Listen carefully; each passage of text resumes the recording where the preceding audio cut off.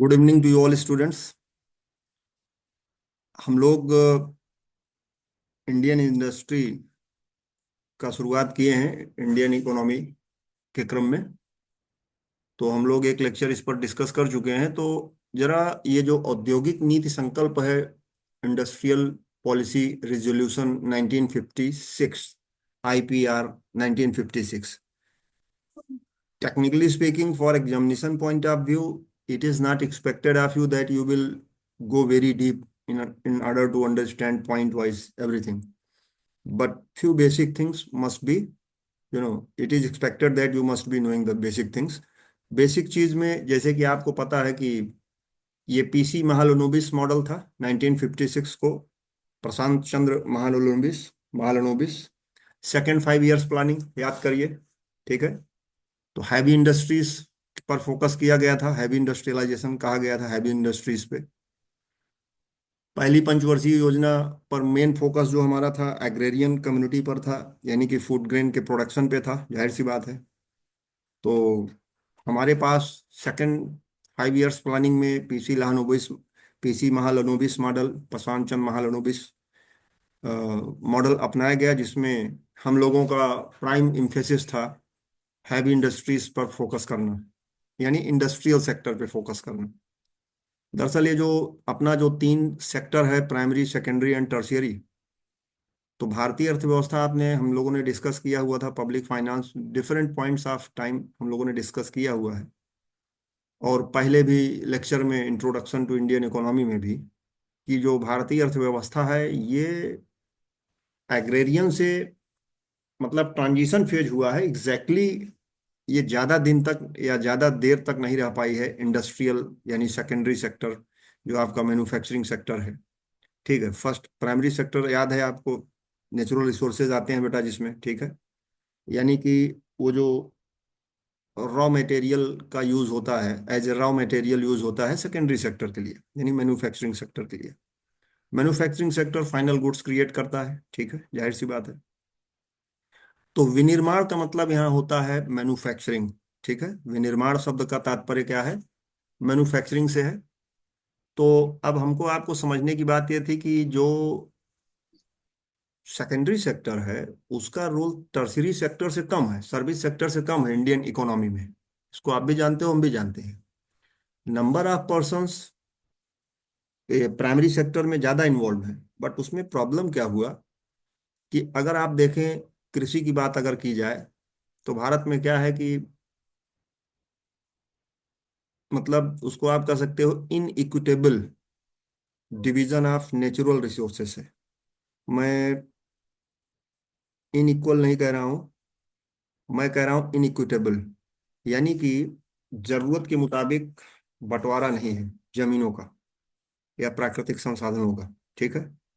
तो उससे बेटा क्या हुआ है कि किसी के पास 10 एकड़ ऑफ लैंड है, but number of person of that family who can discharge their obligation to produce food grains. The basic aim of farming is to create or to finish the problem of, to overcome the problem of starvation या food crisis.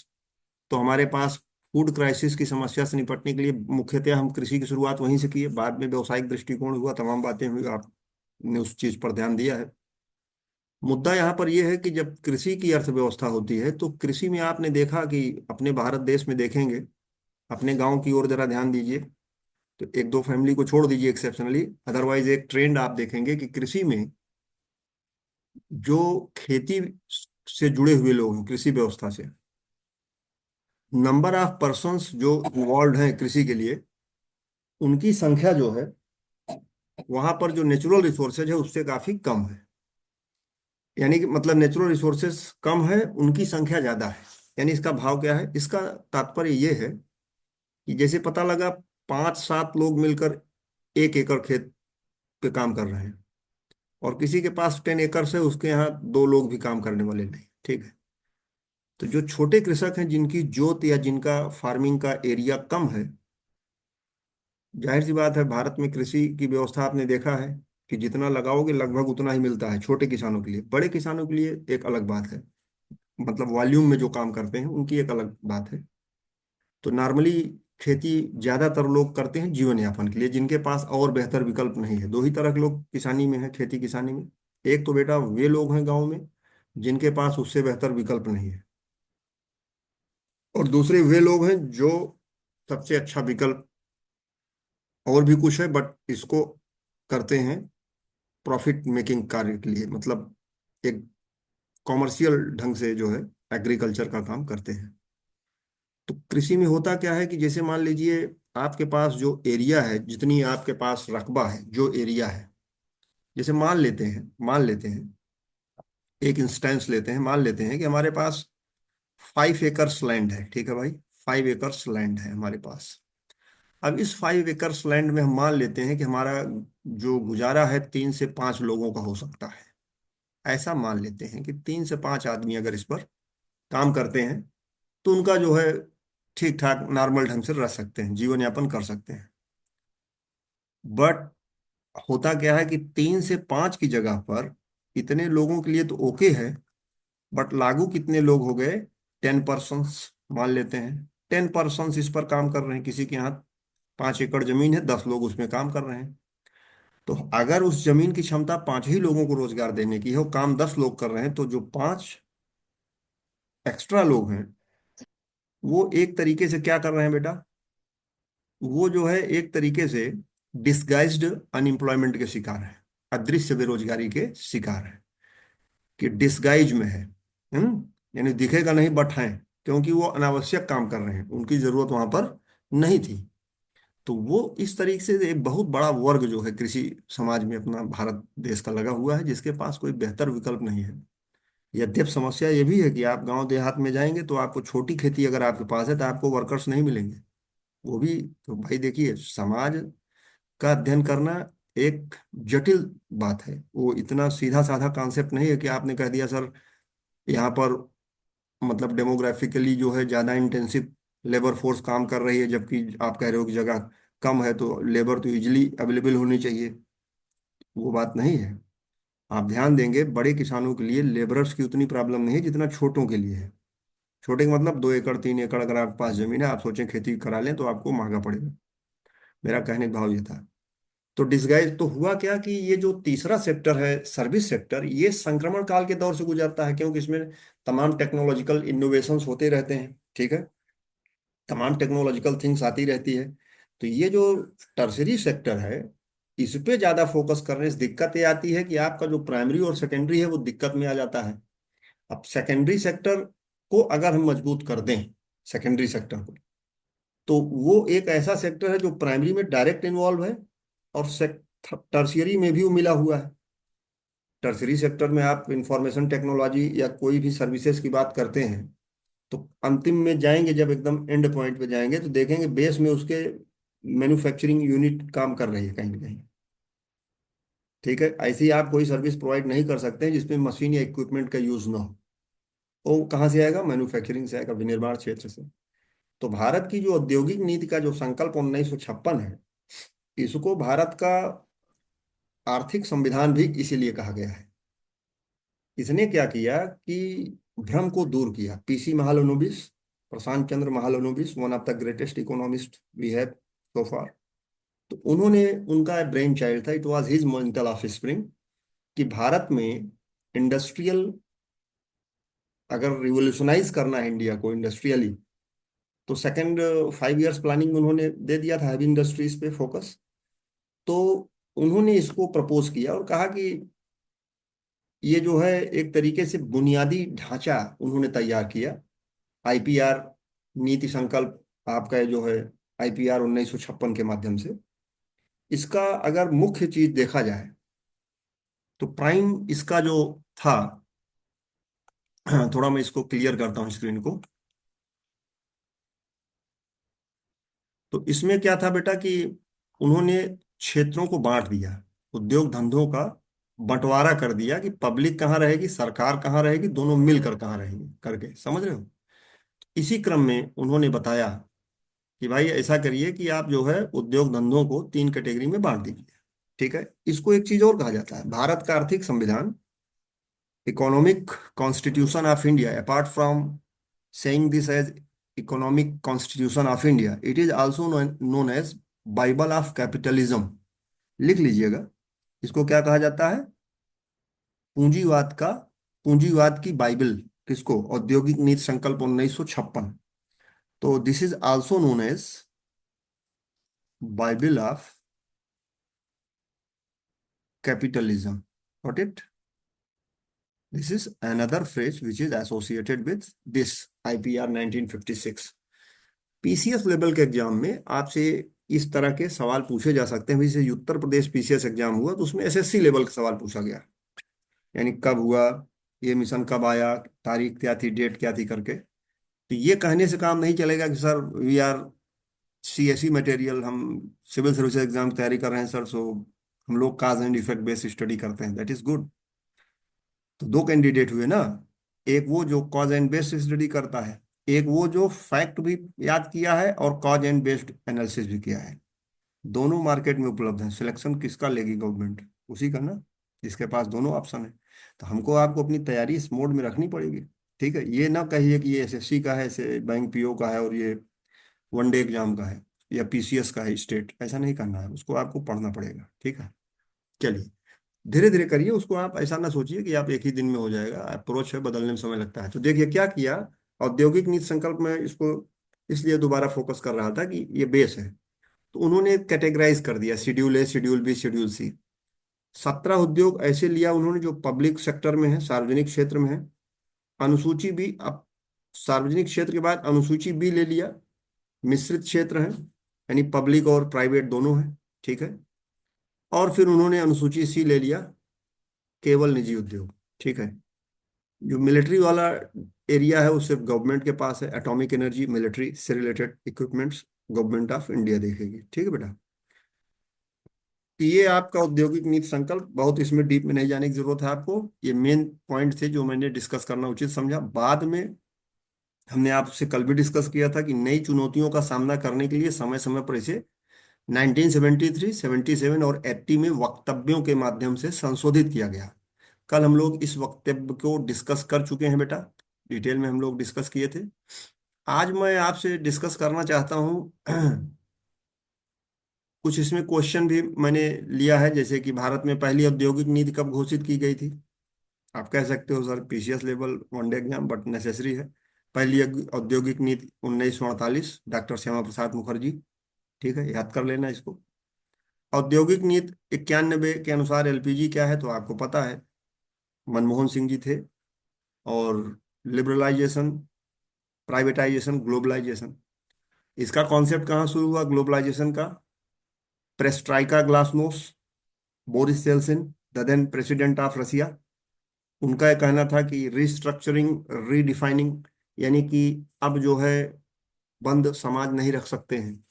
अंतर्राष्ट्रीय परिदृश्य में बने रखने के लिए, बनाए रखने के लिए देश को अत्यंत अनिवार्य है कि आप जो है सीमाओं को खुला छोड़ें, थोड़ा सा प्रवेश द्वार बनाएं कि विदेशी लोग भी आकर आपके यहाँ काम करें। चाइना ने तो काफी देर में शुरू किया था, भारत ने तो वर्ल्ड ट्रेड की सदस्यता पहले ही ले लिया था, मार्केट ओपन कर दिया था चाइना से पहले ही। चाइना ने इसलिए देर में शुरू किया कि उसके यहाँ कोई डेमोक्रेसी है नहीं। चाइनीज गवर्नमेंट का मतलब यह था कि पहले हमारे उद्योग धंधे इतने मजबूत हो जाएं कि विदेशी शक्तियां आकर यहाँ व्यवसाय करें तो उनको उतनी चुनौती न मिले कि वो क्रश हो जाए। ठीक है, टूट जाए, खत्म हो जाए। तो उसने ऐसा किया, बट भारत सरकार ने थोड़ा सा समय से पहले जो है कर दिया था। फिर ये कुछ क्वेश्चन है, इसको आप देख लीजिएगा। कोर सेक्टर के बारे में कल हम लोग डिस्कस किए थे कि भारत में 8 क्षेत्रों को कोर सेक्टर माना जाता है, जिनका ये जो इंडियन इंडस्ट्री प्रोडक्शन का जो प्रोडक्टिविटी का इंडेक्स होता है, उसमें इनका बहुत बड़ा रोल होता है कोर सेक्टर का। वो एरियाज कौन से हैं? तो बेसिक एरियाज हैं, रिफाइनरी, कच्चा तेल, सीमेंट, बिजली, इस्पात, उर्वरक, कल डिस्कस किया गया था, स्टील वगैरह। ठीक है, और इनका जो वेटेज है आईआईपी में 40.27% है। ये डेटा आपको याद होना चाहिए। ठीक है, औद्योगिक उत्पादन सूचकांक में कुल भार जो है इन 8 उद्योग धंधों का क्या है बेटा? 40.27%, 40.27। ठीक है, हिस्सा बनाते हैं। तो 8 कोर उद्योगों के सूचकांक में सबसे अधिक भार वर्तमान में रिफाइनरी उत्पाद उद्योग के पास है। ठीक है, सबका परसेंटेज वैल्यू अलग अलग है। उर्वरक वाला सोचो क्या स्थिति है। 2.5 से 3% इसका वेटेज है लगभग, उर्वरक का, फर्टिलाइजर का। सबका अलग अलग वेटेज है बेटा, ठीक है। परसेंटेज कभी नहीं पूछा गया है तो उसकी चर्चा मैंने यहाँ नहीं किया है। मतलब उतना डिटेल में जाने की जरूरत नहीं पड़ती, वो करंट डेटा देखना पड़ता है। मेंस का एग्जाम जब दोगे तो करंट डेटा अपना देखना क्या है, ठीक है। जिस ईयर में आपको लगेगा हम मेंस देंगे तो उस ईयर का डेटा आप देखिएगा क्या चल रहा है इसमें। तो रिफाइनरी उत्पाद उद्योग, बिजली उद्योग, इस्पात उद्योग, कोयला, कच्चा तेल, प्राकृतिक गैस उद्योग, सीमेंट और उर्वरक, ठीक है। ये 8 मोस्ट प्रोमिनेंट सेक्टर हैं। मतलब सेक्टर क्या है, इसी क्षेत्र से कोर सेक्टर हैं भारतीय अर्थव्यवस्था के। तो देख लो ये वेटेज दिया गया है। रिफाइनरी उद्योग लगभग 27-28% है। बिजली का है, प्रथम तीन आपको याद होना चाहिए। 28.04, 19.85, 17.92, ठीक है। और ये फर्टिलाइजर देखो 2.5-3% है। अब आते हैं, ये काम की चीज है, यहां से थोड़ा सा ध्यान देते हैं। अब मेक इन इंडिया की बात की जाती है, ठीक है। यानी गवर्नमेंट ने क्या किया, गवर्नमेंट ने कुछ क्षेत्रों को पे ज्यादा फोकस किया, ठीक है। तो गवर्नमेंट जो है कुछ क्षेत्रों पे ज्यादा फोकस करी, भारत सरकार। तो जाहिर सी बात है 25 सितंबर कौन सी डेट थी, 2014, शायद यही डेट थी, कंफर्म करिएगा, हमको इसमें बताइएगा। 25 सितंबर 2014 मेक इन इंडिया लॉन्च हुआ था। करेक्ट करिएगा अगर मैं इनकरेक्ट होऊंगा तो, ठीक है। तो फिर मेक इन इंडिया में क्या किया गया, देखो बेटा, मेक इन इंडिया में अन्य चीजों से क्यों भारी पड़ा। इसका नारा कोई बताएगा हमको, स्लोगन क्या था, याद है? What was the slogan of make in India? Slogan, check it out. I think zero defect, zero defect, zero effect. Check करो भाई। रुचि, आर्यन, उदित, श्लोक, मनोज, सब कहाँ गए भाई, चेक करिए। तो चलिए, ये आपका एरिया स्लोगन था, zero defect, zero effect. Zero defect का मतलब क्या है, ये नारा आदरणीय प्रधानमंत्री श्री नरेंद्र मोदी जी द्वारा दिया गया। तो उनका यह कहना था कि विनिर्माण के क्षेत्र में भारत को, यानी मैन्युफैक्चरिंग सेक्टर में भारत को ऐसा काम करना है कि जीरो डिफेक्ट हो और जीरो इफेक्ट हो। यानी कि फ्लॉलेस चीजों का मैन्युफैक्चरिंग किया जाए, flawless, the things which are unflawed, कोई कमी नहीं होनी चाहिए, द बेस्ट वर्ल्ड क्लास चीजें बनाइए। जीरो इफेक्ट का मतलब इन्वायरमेंटल कॉस्ट जीरो हो, यानी कि that is very ideal statement. It is next to impossible that you produce something without any after effect. It is next to impossible. But technically speaking, if you are trying your level best, you are utilizing the best possible technology, best possible zero emission machines during the production process, then you can get very closer to this target that there is zero effect. Otherwise zero effect is, in my opinion, it is impossible, because every action does have reaction। तो इसको आप उल्टा गलत नहीं काट सकते हैं, रहेगा। हाँ, कम रहेगा, बहुत कम रहेगा, नेग्लेजिबल रहेगा, वो सब आपकी क्षमता पे डिपेंड करता है। बट ये कह दीजिए कि अ, कुछ है ही नहीं, कहीं कोई गड़बड़ नहीं, तो ऐसा असंभव है, आप भी जानते हो। लेकिन ये नारा दिया गया, जीरो डिफेक्ट, जीरो इफेक्ट। यानी कि आप क्या करेंगे कि हम जो बनाएंगे वो ऐसा बनाएंगे कि उसमें कोई कमी नहीं रहेगी, और इस तरह से बनाएंगे कि वातावरण या आने वाली पीढ़ी, यानी सस्टेनेबल डेवलपमेंट, इन सब चीज़ों को ध्यान में रखते हुए वातावरण को बचाते हुए काम करा जाएगा, ठीक है बेटा। तो इस चीज़ को आप ध्यान दीजिएगा। तो आप लोग यार हमको बताए नहीं, हमने आपसे कुछ पूछा कि नारा को चेक करिए सही है कि नहीं है। स्लोगन, 27 क्षेत्र हैं। क्षेत्र क्या याद कर लिए जाएं? नहीं, कोई जरूरत नहीं है। तो फिर क्यों दिया गया है? कुछ तो याद करने पड़ेंगे भाई साहब, जो बहुत जरूरी हैं, वो याद करने पड़ेंगे, ठीक है। 27 में देखो कुछ बचा है क्या? जो बचा है उसको सोच लेना। तो सारे क्षेत्र आपके लगभग यहाँ पर चर्चा में है। ठीक है बेटा, 27 में शिक्षा सेवाएं भी आ गई। मेक इन इंडिया क्यों, तो इसका भी हम लोगों ने डिस्कशन किया था। Why, what is the need of make in India. तो देखो भाई, सरकार द्वारा विनिर्माण पर ध्यान केंद्रित करने के कई कारण हैं। ठीक है, there are so many reasons that government focuses on the manufacturing. तो कुछ चीजें सरसरी तौर पर देखा जाए, ठीक है बेटा।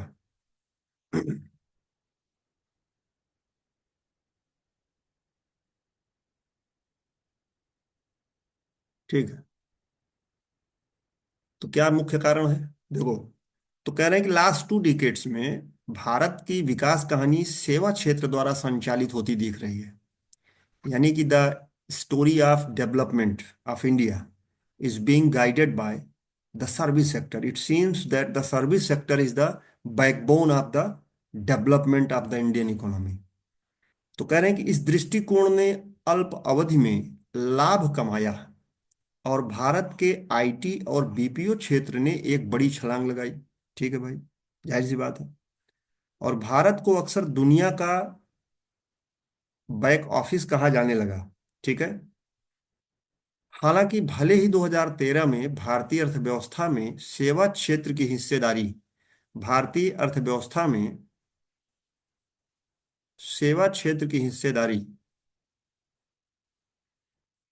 बढ़कर 57% हो गई, लेकिन इसने रोजगार में केवल 28% का योगदान दिया। डेटा पुराना है जो कहा जा रहा है, ध्यान दीजिएगा। भले ही 2013 में भारतीय अर्थव्यवस्था में, अब हम तो डिस्कस करेंगे तो सिस्टमेटिक शुरू से करेंगे ना। इसलिए रोजगार को बढ़ावा देने के लिए विनिर्माण क्षेत्र को बढ़ाने की आवश्यकता थी। मतलब आप सवाल पूछे ना कि why make in India, why the government of India became so much pressurized to launch the program like Make in India under the guidance of Honorable Prime Minister Mr. Narendra Modi in the year 2014, I think. तो आपने कुछ reason देने होते हैं, तो वही हम लोग डिस्कस कर रहे हैं इस समय। ठीक है, तो रोजगार को बढ़ावा देने के लिए विनिर्माण, अब भाई 2014 में लागू करना है तो 2013 का बनता है ना चर्चा। तो 28% का योगदान दिया। देखो, कह रहे हैं कि भारतीय अर्थव्यवस्था सेवा क्षेत्र की हिस्सेदारी बढ़कर 57 हो गई, लेकिन इसने रोजगार में केवल 28% का योगदान दिया। देखो, इसको ध्यान देना। आप कहते हो सर कि ये बताइए, जब हमारा सर्विस सेक्टर इतना स्ट्रांग है तो क्यों इतनी बेरोजगारी है। देखो, in countries like India, it is economist have observe that, economist have analyse this fact that ये जो आपका ग्रोथ है इकोनॉमी का, भारत जैसे देश में सर्विस सेक्टर के दम पर जो पार्ट का ग्रोथ होता है, वो जो है बेटा जॉबलेस ग्रोथ है। जॉबलेस ग्रोथ है, यानी कि भारत में नौकरी तो लोग कर रहे हैं, लेकिन जो सर्विस सेक्टर से जुड़ा है वो इतना हाईली स्किल्ड लोगों के लिए है वो सेक्टर, कि ज्यादातर लोग उस रोजगार को पाने की क्षमता ही नहीं रखते हैं। बात समझ में आ रही है। मतलब कि the nature, the two the extent the expertise is required in the service sector, that Indian youths especially are not that much trained that they can accommodate those positions। वो नहीं कर पाएंगे उसको। इसीलिए वहां पर जो ग्रोथ हो रही इकोनॉमी की वो जॉबलेस है, यानी कि जॉब ऑफर नहीं कर पा रहे, क्योंकि हमारी जो शिक्षा है और जो हमारी जरूरतें हैं, वो दोनों में काफी अंतर था। अब तो जैसे आपने देखा होगा पिछले 5-6 वर्षों में सिस्टम बना कि पूरे इंडिया में एनसीईआरटी पैटर्न पे एजुकेशन होगा। लगभग पूरे देश में एक जैसी परीक्षा होगी एक लेवल पे, है, क्लास 10-12 करके एक लेवल है, सेम लेवल प्ले फील्ड किया जा रहा है। तो अभी ऐसी तमाम जो है डिस्क्रिपेंसीज हैं, विसंगतियां हैं, जो कि धीरे धीरे दूर होंगी शिक्षा के क्षेत्र में। ठीक है, एजुकेशन के फील्ड में वो जब दूर हो जाएंगी, तब जो है हमारी जो जॉब होगी। तो फिर आप एक सवाल उस समय और पूछोगे कि तो क्या सर, हम शिक्षा का जो बेसिक एम है, तो जो बेसिक उद्देश्य है, मकसद है शिक्षा का, तो क्या वो पीछे नहीं छूट जाएगा अगर हम सिर्फ रोबोट और मशीन्स बनाने लगेंगे, ह्यूमन मशीन्स, ह्यूमन रोबोट्स। कि भाई आपको इंजीनियर चाहिए इस फील्ड में, इस प्रोडक्शन यूनिट के लिए इस नेचर की पढ़ाई होनी चाहिए, तो एक कोर्स चला दो जो उसी फोकस करे, और वो क्लास 5 या 7 से या 10 से डिसाइड कर दो, उसी में बंदा जाए। अब सब तो उस लाइन में जा नहीं पाएंगे, जो नहीं जा पाएंगे उनका क्या होगा। बात आप समझिएगा। तो भाई, एजुकेशन का तो प्राइम ऑब्जेक्टिव यही है ना, कि व्यक्ति को काज एंड इफेक्ट को समझने लायक बना दिया जाए, जो हो रहा है क्यों हो रहा है क्या हो सकता है, और कुछ सूचनाएं दे दिया जाए, नॉलेज दे दिया जाए, जिसके आधार पर जीवन में आने वाली चुनौतियों को काज एंड इफेक्ट बेस पे अध्ययन करके एनालिसिस करके अपना सोल्यूशन प्रस्तुत करें, जो भी हार्डशिप्स जो भी प्रॉब्लम्स आ रही लाइफ में, है ना। तो इस चीज को आप ध्यान दीजिएगा। तो मेरे कहने का भाव ये था कि शिक्षा अपने यहाँ कुछ ऐसी है वर्तमान में, जो कि टेक्नोलॉजी, जैसे मैंने कल भी लास्ट क्लास में बोला था कि कोई ऑफेंड मत होइएगा, कोई बीटेक होगा कुछ भी होगा उससे कोई फर्क नहीं पड़ता, मैं सिर्फ ये कहना चाहता था, एक उदाहरण दिया मैंने कि देखो तमाम लोग अपने घर में देखोगे इधर अगल बगल इलेक्ट्रिकल इंजीनियरिंग से बीटेक हैं या कोई अच्छी डिग्री रखे हैं, लेकिन उसी क्षेत्र की बहुत बेसिक चीज का व्यवहारिक ज्ञान उनको नहीं है। उनसे कह दो घर की वायरिंग कर सकते हो, नहीं कर पाएंगे। बीटेक है उससे कोई आईआईटी से बीटेक हो कोई फर्क नहीं पड़ता है, क्योंकि उनको प्रैक्टिकल चीज नहीं सिखाई गई, बड़ी लेवल की चीज सिखाई गई, न्यूक्लियर रिएक्टर में क्या सर्किट है कैसे क्या हो एक अलग मैटर है। बट पता लगा कि घर की वायरिंग के लिए वो उतनी फिट नहीं है, वो जबकि एक नॉन टेक्निकल कम पढ़ा लिखा आदमी अनुभव के आधार पर, अभ्यास के आधार पर, ट्रेनिंग के आधार पर वो काम कर रहा है।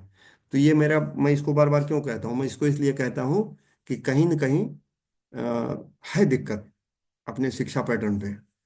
अब आप एनसीईआरटी की टेक्स्ट बुक्स देखें, उसमें एक्टिविटी बताते हैं, क्लास 8 हो, 7 हो, 6 हो, 9 हो, 10 हो, 11 हो, 12 हो, फिजिक्स पढ़िए, केमिस्ट्री पढ़िए। So they focus more on activity, experiments. But what is the situation of labs? Laboratories की क्या स्थिति है स्कूल्स में, देखिए जब बोर्ड एग्जाम आते हैं तब पूरे भारत में मोरालेस, वो चाहे सीबीएसई हो चाहे आईसीएसई हो, स्टेट बोर्ड की स्थिति तो अत्यंत दयनीय है। तो अंतिम समय में 2-3 प्रैक्टिकल 5 प्रैक्टिकल करा के उनको हैबिचुअल बना देते हैं कि एग्जाम में यही पूछूंगा इसी में से कर लेना। ये तो हमारे आपके यहाँ विज्ञान विज्ञान में ऐसा हो रहा है, समझ रहे हो। तो इसीलिए हमारे पास थ्योरेटिकल नॉलेज है, प्रैक्टिकल दे ही नहीं पा रहे हैं, प्रैक्टिकल कराता ही नहीं कोई, उतना टेक्निकल आदमी नहीं है अपने पास, कल्चर ही नहीं है। अब धीरे धीरे बढ़ रहा है बट बहुत स्थिति खराब है। तो वही कह रहे थे कि जब सर्विस सेक्टर आपका बहुत तेज चल रहा है, तो नियमता इकोनॉमी में जो ग्रोथ है वो जॉब को पैदा करनी चाहिए, बट जॉब नहीं पैदा कर पा रही है। तो एक पॉइंट नोट कर लीजिएगा, because of the absence of proper skilled workforce in the service sector, the service sector is providing jobless growth to Indian economy। क्योंकि कुशल श्रमिक, कुशल तकनीकी मतलब कि क्या बोलोगे, जो काम करते हैं लोग, वर्कर के अभाव में मतलब कि जॉबलेस ग्रोथ देती है इकोनॉमी को, ठीक है ना। ग्रोथ तो देगी बट जॉबलेस है। अब वो ग्रोथ है, डेवलपमेंट नहीं है कि आप उसको गाइड कर रहे हो, वो हैफाजर्ड है। किसी भी कारण से ग्रोथ आ गई, पैसा आ गया, जीडीपी बढ़ गया, सब हो गया, बट उसका जमीन के स्तर पे देखोगे तो उसका कोई खास बेनिफिट नहीं मिल रहा है। जिसकी सैलरी 6 लाख रुपए थी उसकी 10 हो गई, और जो 15-20 हजार वाला था वो 17-18 में सिमट गया, क्योंकि उसके पास स्किल नहीं है। तो उसको फायदा नहीं मिल रहा है, फायदा उसको मिल रहा है जो हाई लेवल का आदमी है, समझ गए। तो सर्विस सेक्टर का एक ये है। अगर हम इंडस्ट्री सेक्टर को मजबूत कर दें, यानी कि विनिर्माण क्षेत्र को, यानी कि मैन्युफैक्चरिंग सेक्टर को, तो उससे क्या होगा कि इसकी कमी को काफी हद तक ये पूरा करेगा, और ये कृषि को भी संभाले रहेगा, यानी प्राइमरी सेक्टर को भी, ठीक है, और टर्सरी सेक्टर को भी बैलेंस करेगा, क्योंकि बीच का है, पुल है, ये दोनों तरफ चलता है, इस पे दोनों, इसके एक हाथ में इंडस्ट्री है, इंडस्ट्री के एक हाथ में सर्विस सेक्टर का महत्वपूर्ण चीज है, और इधर बाएं तरफ उसके जो है प्राइमरी सेक्टर पूरा होल्ड करता है, समझ गए। तो इसलिए इसको हल्के में नहीं ले सकते। अमेरिका वगैरह में सेकेंडरी भी पावरफुल है, टर्सरी भी पावरफुल है, प्राइमरी भी पावरफुल था, अभी भी है, समझ गए। तो इसलिए अब उनकी बात मत करिए, अभी बाद में बात करते हैं। बट अगर आगे जाना है तो apart from focusing on the first and third sector, second sector that is currently we are discussing right now, that is विनिर्माण क्षेत्र, इस पर फोकस अत्यंत अनिवार्य है, ठीक है। चलिए, तो वही कह रहे हैं कि इसीलिए देखिए कह रहे हैं कि हालांकि भले ही 2013 में भारतीय अर्थव्यवस्था में सेवा क्षेत्र की हिस्सेदारी बढ़कर 57% हो गई, बट इसने रोजगार में केवल 28% का योगदान दिया। इसलिए रोजगार को बढ़ावा देने के लिए विनिर्माण क्षेत्र को बढ़ाने की आवश्यकता थी, ठीक है। ऐसा इसलिए है क्योंकि देश में जनसांख्यिकीय लाभांश को देखते हुए, अब जनसांख्यिकीय लाभांश समझ रहे हो ना, डेमोग्राफिक डिविडेंड, ठीक है, इस सेवा क्षेत्र में वर्तमान में कम अवशोषण क्षमता है। अकोमोडेट नहीं कर पा रही है, ठीक है ना, क्षमता ही नहीं है। तो कह रहे हैं कि सेकंड पॉइंट, अब देखो सेकंड पॉइंट में, अभियान शुरू करने का एक और कारण, कौन सा अभियान, मेक इन इंडिया को शुरू करने का एक और कारण भारत में विनिर्माण की खराब स्थिति है। ठीक है, समग्र भारत मतलब सर्विस सेक्टर तो परेशान कर ही रहा है, लेकिन विनिर्माण डायरेक्ट परेशान कर रहा है। क्यों? समग्र भारतीय अर्थव्यवस्था में विनिर्माण का हिस्सा केवल 15% है, बताइए। यह पूर्वी एशिया में हमारे पड़ोसियों की तुलना में बहुत कम है। अब ये कब की बात की जा रही है, समझ रहे हो ना, लागू करने के पहले की बात कर रहे हो। तो वस्तुओं की बात करें तो कुल मिलाकर व्यापार घाटा है, क्लियर है। सेवाओं में व्यापार अधिशेष मुश्किल से भारत के वस्तुओं में व्यापार घाटे का पांचवां हिस्सा कवर करता है, यानी 20% लगभग, मुश्किल से, यानी 18 से 19.5 के लगभग परसेंट। अकेले सेवा क्षेत्र इस व्यापार घाटे का जवाब नहीं दे सकता। ये लाइन पंच लाइन है, इसको ध्यान रखिएगा बेटा। व्यापार घाटे का जवाब नहीं दे सकता। ये आपका कोई भाई, ये बताओ, अब आपके पास दो पैर हैं, एक पैर कमजोर होने लगेगा तो क्या दूसरे से कसरत करके उस कहोगे कि इसको कमजोर होने दो, इसी से हम काम चला लेंगे, ज्यादा मजबूत करके दे, तो अप्राकृतिक बात है ना भाई। अगर कोई बॉडी का पार्ट है तो बनाया गया है तो उसकी जरूरत रही होगी ना, नेचुरली। तो फिर उसको भी तो उस लेवल पर ले जाना पड़ेगा आपको, ठीक है ना। अकेले सेवा क्षेत्र इस व्यापार घाटे का जवाब नहीं दे सकता, विनिर्माण को इसमें योगदान देना होगा। कहा जाता है economics is not that much tough as it seems to be, but yes it is something systematic, something you can say more technical than other social sciences. तो भाई अर्थशास्त्र जो है आपका थोड़ा सा सिस्टमेटिक है। कैसे सिस्टमेटिक एक्सप्लेन किया जा रहा है, इसको माइंडसेट में अपने बैठाइए, और एग्जाम में आंसर लिखते समय इस बात को ध्यान देना है, चीजों को एसोसिएट करते हुए चलना है, एकदम डिस्कनेक्टिंग चीज नहीं आनी चाहिए सडनली। तो सरकार भारतीय और विदेशी दोनों तरह के व्यवसायों को भारत में विनिर्माण में निवेश करने के लिए प्रोत्साहित करने की उम्मीद करती है या कर रही है, जिससे इन क्षेत्रों को मदद मिलेगी और कुशल और अकुशल दोनों स्तरों पर रोजगार भी पैदा होगा। जाहिर सी बात है, ठीक है बेटा। अब बात आती है, एक तीसरा पॉइंट दे रहे हैं कि देखो भाई बेटा, अभी तक कोई डाउट हो किसी को,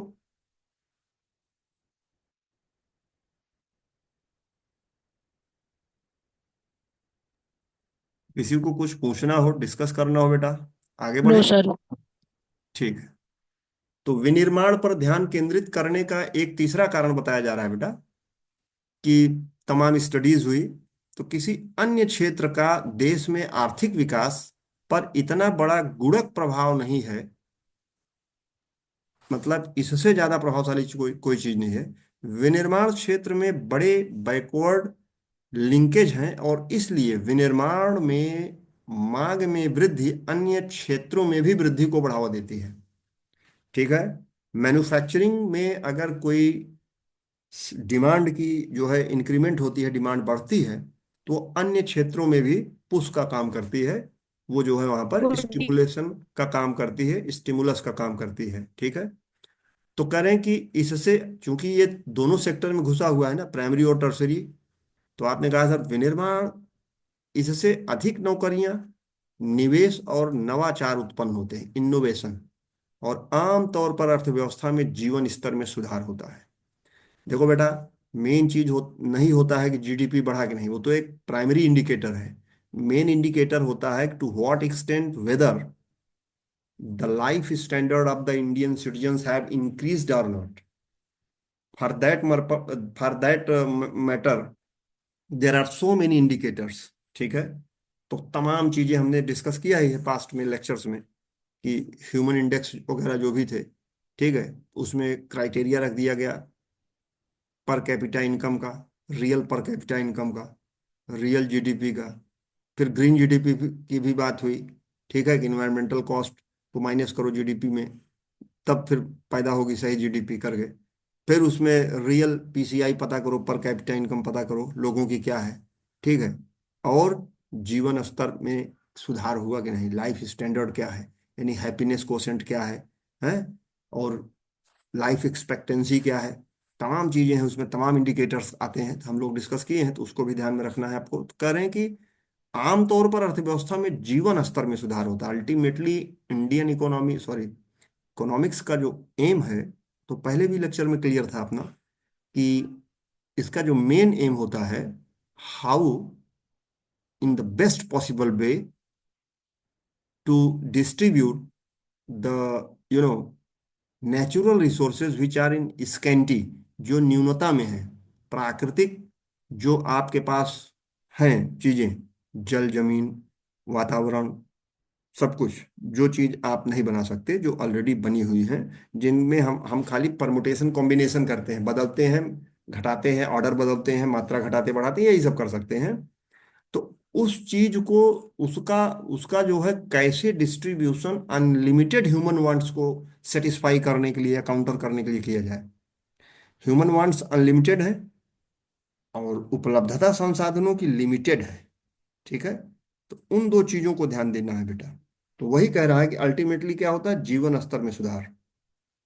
तो ऐसा भी सुधार नहीं कि आपका जीवन सुधर जाए और अगली पीढ़ी का जीवन खत्म हो जाए, तो यानी सस्टेनेबिलिटी को भी ध्यान रखना है, वो भी एक चीज अंदर है, ठीक है।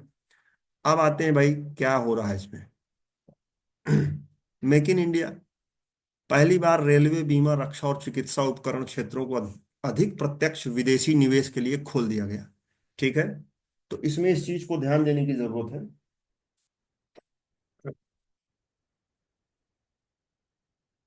कि भाई मेक इन इंडिया में थोड़ा सा ये जो पीडीएफ का पार्ट है, दिस इज समथिंग, ये थोड़ा सा इंफॉर्मेटिव ज्यादा है।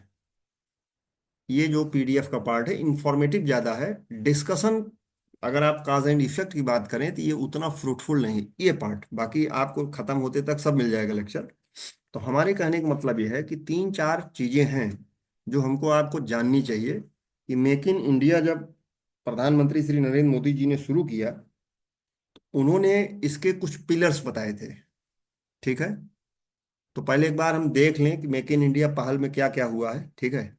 तो हम इसका जो है थोड़ा सा आपको डिस्कस कर देंगे, थेरेटिकल एस्पेक्ट, इसका स्ट्रक्चर क्या था, न्यू प्रोसेसेस हुए जैसे, न्यू सेक्टर्स की बात की गई और नया माइंडसेट की बात की गई। चार इसके पिलर थे, तो उन चारों पिलर्स के बारे में हम लोग डिस्कस करेंगे, न्यू इंफ्रास्ट्रक्चर, न्यू प्रोसेसेस है, और न्यू सेक्टर्स, और न्यू माइंडसेट। माइंडसेट का मतलब कि प्रधानमंत्री जी ने कहा कि in order to get the economic development in India, instead of becoming a regulator, the government of India is willing to work as a facilitator in the process of manufacturing और in the process of विनिर्माण क्षेत्र में कार्य करने के लिए भारत सरकार, जो उद्योगपति हैं, जो व्यवसायी हैं, जो अर्थव्यवस्था को गति प्रदान करने का कार्य कर रहे हैं, करना चाहते हैं, उनके साथ नियामक का कार्य न करके, रेगुलेटर न बन के कि उनको दबाएं, उनको नियंत्रित करें,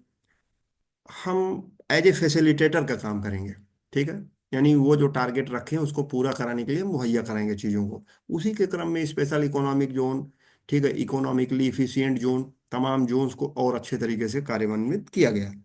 तो कहने का मतलब ये है, आप दो आइडिया को पकड़िएगा, बृहद तरीके से समझना है अगर चीज़ों को इन टोटलिटी समझना है, तो आप ये समझिएगा कि एडम स्मिथ एक थे इकोनॉमिस्ट, और एक थे आपके कौन, जॉन मेनॉट कीन्स। कीन्स ने जो आर्थिक मंदी आई थी 1929 यूएस से, ग्रेट डिप्रेशन, उसको उन्होंने अबॉलिश करने के लिए, उसको रिपेल करने के, उसको खत्म करने के लिए उन्होंने सुझाव दिए थे, ठीक है। अपनी बुक में जो हमने नाम बताया था उसका 1.5 लाइन का है, ठीक है। तो उसको भी रिकॉल कर लीजिएगा। तो उन्होंने बताया था गवर्नमेंट को, उन्होंने ही माइक्रो और माइक्रो इकोनॉमिक्स को बाइफरकेट किया था। उन्होंने यही कहा था कि ये जो पहले तो समर्थक थे, फादर ऑफ इकोनॉमिस्ट जो थे mister over population theory, Adam Smith. तो उन्होंने कहा था कि भाई एडम स्मिथ सही कह रहे हैं कि गवर्नमेंट को फोकस करना चाहिए। पहले पूरी दुनिया मानती थी कि एडम स्मिथ का कहना जो है वो सत्य है कि गवर्नमेंट को फोकस बाउंड्री की सिक्योरिटी पे होना चाहिए, ना कि बिजनेस एक्टिविटी में इंटरफियर करना चाहिए। तो लेसेस फेयर पॉलिसी दे दिया उन्होंने। बाद में जब फेल हो गया उनका आइडिया कि गवर्नमेंट कोई मतलब ही नहीं रख रही है, डिमांड सप्लाई का फुल नियंत्रण जो है पब्लिक में, वो इसी बिजनेस कम्युनिटी का है, तो चीजें कोलैप्स हो गई, परमानेंट कोलैप्स हो गई। यानी 2.5 से 3 महीने बीत गया फिर भी नहीं चीजें नॉर्मल हो पा रही हैं। तब उसी को तो आप कहेंगे ना मंदी। जब 2.5 3 महीने इकोनॉमिक चीजें एकदम डिस्टर्ब हो जाएं, शुरू में तो लगता है कि आपका ये जो है इन्फ्लेशन हो रहा है, रुपए की ताकत घट रही, करेंसी की पावर घट रही, इसलिए चीजें महंगी हो रही हैं। बाद में पता लगा कि उत्पादन ही ठप हो रहा है, अब ना डिमांड दिख रही है ना सप्लाई दिख रही है। ये जो दौर अगर लंबे समय तक चल जाए, 3 महीना 2 महीना ढाई ढाई 3 महीने के ऊपर, तो फिर आपका मतलब है कि मंदी टाइप का चीजें हो गया है, मंदी, डिप्रेशन आ रहा है। ठीक है, तो बहुत खतरनाक स्थिति होती है आर्थिक रूप से। कई बार आया है, बट अमेरिका ने हिला के रख दिया 29 में 2000, सॉरी 1929 में, 1929 में। तो जॉन मेनार्ड कीन्स ने कहा था उसी समय, तब वो बोले थे। उन्होंने डायरेक्ट एडम स्मिथ का कभी सपोर्ट नहीं किया था, ना अपोज किया था, वो शांत थे, बट बहुत सपोर्टर, ना विरोधी थे ना सपोर्टर थे बहुत ज्यादा, लेकिन वो उनके थोड़ा पक्ष में थे। उनसे जब गवर्नमेंट ने पूछा कैसे इसको बाहर निकाला जाए अर्थव्यवस्था को, यूएसए की गवर्नमेंट ने, तो उन्होंने सुझाव दिया अपनी पुस्तक में, जनरल प्रिंसिपल जो लिखा था पुस्तक उन्होंने, उन्होंने उन्होंने बताया कि ऐसा करिए कि आप जो है अर्थव्यवस्था में डायरेक्ट हस्तक्षेप न रखिए, लेकिन नजर रखिए। जब आपको लगता है कि अब चीजें हाथ से निकल सकती हैं, तो आप डायरेक्ट हस्तक्षेप करिए। तो भारत सरकार भी तो यही करती है, हर देश की सरकारें करती हैं इस बात को। आप खाड़ी देश में जब तेलों की समस्या थी, ईरान इराक युद्ध हो रहा था, अमेरिका से इराक का युद्ध, सद्दाम हुसैन का रेजिम, आप लोग तो छोटे रहे होंगे, हम लोग तो उस समय सिविल की तैयारी ही कर रहे थे। तो हमको याद है कि उस समय तेल की कीमतें बहुत ज़्यादा बढ़ रही थी। तो भारत सरकार ने जो है सब्सिडी देना शुरू कर दिया कि भाई ठीक है, आपको मैं पैसा, आप पुराने रेट पर बेचने का प्रयास करिए, मैं आपको दे रहा हूँ। क्योंकि अगर तेल का दाम बढ़ जाएगा तो विनिर्माण क्षेत्र पूरा खत्म हो जाएगा, आपकी इंडस्ट्री खत्म हो जाएगी भाई। ट्रांसपोर्टेशन महंगा हो जाएगा, मशीनें चलने में भी खर्चा ज़्यादा आएगा, चीज़ों का दाम बढ़ जाएगा। तो जब चीज़ों का दाम बढ़ गया, इनकम है नहीं बढ़ी, तो कैसे काम होगा, दिक्कत आ जाएगी ना। तो ये सारी तमाम चीज़ें हैं। अभी आप देखो इसमें, ये आपका कोविड 19 लेटेस्ट जो आप समझ सकते हो बेटर। तो कोविड 19 में क्या हुआ था, गवर्नमेंट ऑफ इंडिया ने समझाया कि सिलेंडर बनाइए और उसकी प्राइस ये होनी चाहिए। और उन्होंने वो जो स्प्रे किया जा रहा था, ठीक है ना, न्यूट्रलाइज करने के लिए, बैक्टीरिया किल करने के लिए, वायरस को रोकने के लिए, और मास्क बनाने का काम, तमाम चीज़ों में गवर्नमेंट ने डायरेक्ट हस्तक्षेप किया, पैसा भी दिया इंडस्ट्रीज को। ठीक है, तो गवर्नमेंट ऑफ इंडिया जो है उसी के पैरेलल कि जो है, ठीक है बिजनेस हमारा काम नहीं है, बट हम नज़र रखते हैं इकोनॉमी पे, क्योंकि अगर इकोनॉमी पे नज़र नहीं रखेंगे तो फिर देश को उसकी कीमत चुकानी पड़ेगी, फिर वो बहुत ज़्यादा नुकसान होगा। तो वही बात है। तो गवर्नमेंट ने उसके 4 पिलर बता दिए थे, न्यू प्रोसेसेस यानी ईओडीबी, आपने सुना होगा, ईओडीबी। तो ईओडीबी वगैरह आपने अगर नहीं सुना है तो हम अभी डिस्कस कर देंगे, जब चारों पिलर्स के बारे में सिस्टमेटिक डिस्कशन करेंगे। तो मेक इन इंडिया में पहल के बारे में कुछ डेटा है, जरा उसको चेक किया जाए। पहली बार रेलवे, बीमा, रक्षा और चिकित्सा उपकरण क्षेत्रों को अधिक प्रत्यक्ष विदेशी निवेश, फॉरेन डायरेक्ट इन्वेस्टमेंट के लिए खोला गया।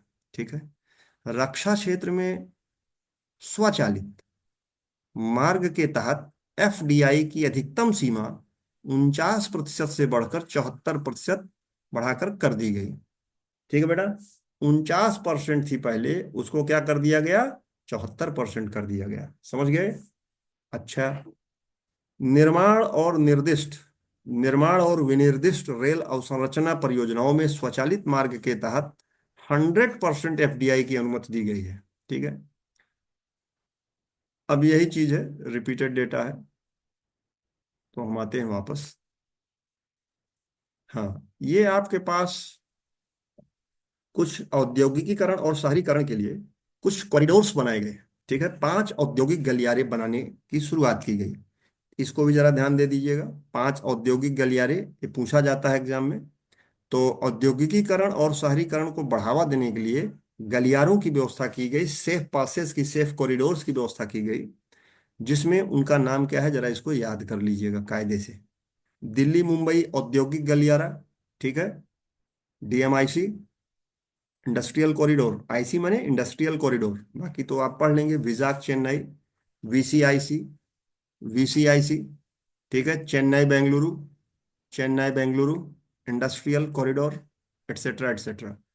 तो पॉलिसीज क्या आई बेटा मेक इन इंडिया में? योजनाएं कौशल भारत, पता है आपको, ये मिशन शुरू किया गया, ठीक है। विभिन्न क्षेत्रों में 10 मिलियन लोगों को कौशल प्रदान करना है। मेक इन इंडिया ने कहा कि भाई विनिर्माण क्षेत्र में, सर्विस सेक्टर में स्किल्ड लोगों का अभाव है, तो जॉबलेस ग्रोथ देती है, तो ऐसा करो यार कि भाई 10 मिलियन लोगों को स्किल बनाओ, ठीक है, हर साल।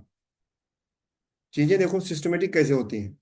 अभी थोड़ी देर पहले हमने डिस्कस किया था कि सेवा क्षेत्र में रोजगार की जो मतलब समस्या है कि ग्रोथ तो हो रही इकोनॉमी में, 57% तक 2013 में दे दिया, तो पता ही लग रहा है कि भाई साहब इतना सहयोग दे रहा है तो फिर लोगों को सर्विस सेक्टर में काम करना चाहिए। तो पता लग रहा है नहीं भाई, नहीं कर पा रहे हैं। क्यों नहीं कर पा रहे हैं सर? इसलिए नहीं कर पा रहे हैं कि जिस टाइप की योग्यता चाहिए वहां पर काम करने के लिए, उस योग्यता के लोग हैं ही नहीं ज्यादा। अच्छा, तो नहीं है तो फिर कम लोग हैं, तो मैकेनाइज्ड ज्यादा कर दिया जा रहा है चीजों को, क्योंकि वो नहीं कर पाएंगे, उतना टेक्निकल लोग कम हैं। तो उनकी जगह मशीन लगा दो या आउटसोर्स करो, बाहर से लोगों को बुलाओ। ये सब हो रहा है। तो कहने का मतलब, वो समस्या थी तो भारत सरकार ने क्या किया, मेक इन इंडिया में कौशल भारत, ठीक है। इस मिशन का लक्ष्य क्या है बेटा? जाहिर सी बात है, चीजों को देखो कैसे सिस्टमेटिक स्टडी करने से कैसे समझ में आता है। कह रहे हैं कि इस मिशन का लक्ष्य भारत में हर साल विभिन्न क्षेत्रों में 10 मिलियन, 1 मिलियन में 10 लाख होता है, 10 मिलियन में 1 करोड़ होता है, 1 करोड़ लोगों को मेक इन इंडिया को हकीकत में बदलने के लिए उनको कौशल प्रदान करना है। और मेक इन इंडिया को हकीकत में बदलने के लिए उपलब्ध विशाल मानव संसाधनों को कौशल प्रदान करने की आवश्यकता है। भाई देखो, अपने यहाँ क्या है बेटा, 25 ईयर्स के एज ग्रुप के लगभग अपने पास बंदे हैं, 60% लोग। अभी हम लोग उसी कैटेगरी में चल रहे हैं। अगले 10 30 ईयर्स के लिए हमारे पास पावरफुल वर्कफोर्स है। इतनी बड़ी वर्कफोर्स है कि अगर इसको हम एक सही सही स्किल्ड कर दें तो अगले 20 साल तक इकोनॉमी को कहाँ लेके चले जाएंगे। चाइना की वर्कफोर्स अब स्लगिश हो चुकी है, मतलब gradually and slowly they are becoming over aged, उनकी उम्र हो चुकी है। वहाँ का एवरेज एज जो है अपने यहाँ से काफी ज्यादा है। तो हम लोग इसलिए इमर्जिंग इकोनॉमी, इसलिए हर देश अपने को देखता है इंडिया को। एक इतनी बड़ी आबादी है और काम भी ठीक ठाक पॉलिटिशियन कर रहे हैं। एक तो इनके यहाँ साइंस एंड टेक्नोलॉजी काफी इंप्रूव्ड है, विशेषकर आईटी सेक्टर में। हमारे यहाँ के आईआईटीज और Indian institute of science Bangalore, Bharat Bhabha atomic research centre, और आपका ये स्पेस रिसर्च टेक्नोलॉजी में जो सेंटर है, सतीश चंद्र सेंटर, ये सब जितने भी सेंटर हैं अपने यहाँ, department of science and technology काफी हाईली इनरिच्ड बॉडी है एकेडमिकली। तो कहने का मतलब आईआईटीज आईआईएम्स इनका डंका बज रहा है पूरे विश्व में भाई। तो कहने का मतलब यह है कि चीजें सुधर रही हैं, ठीक है ना। रही बात विश्वगुरु और वो सब चीजें, तो राजनीतिक बिंदु है, उस पर जाने की जरूरत नहीं, कोई किसी का गुरु नहीं बन सकता इस तरह से, ठीक है। वो तो अपना एक हो जाता है, बोलने का एक तरीका है, ठीक है। तो वो बहुत कठिन काम है, मतलब कभी थे हम लोग, तो वो उस पर नहीं जाते, वो राजनीति हो जाएगी फिर, विषय से विषयांतर हो जाएगा, ठीक है। तो we should not try to step into any uncharted territory, that is something kind of area we should not try to sail the boat. तो यह इसलिए महत्वपूर्ण है, कह रहे हैं कि भारत में औपचारिक रूप से, बताइए कितने शर्मनाक बात है, कुशल कार्यबल का प्रतिशत जनसंख्या का केवल 2% है, ठीक है। ब्रिटेन वगैरह में सब 50+, मतलब हमारे यहाँ स्किल का अभाव है, इसको ध्यान दीजिएगा। अब स्टार्टअप इंडिया की बात, अभी डेटा आया था कल कुछ, अभी पहुंचेंगे वहां, फिर से एक बार देखिएगा। अब प्रधानमंत्री जनधन योजना ये सब चीजें हैं कुछ।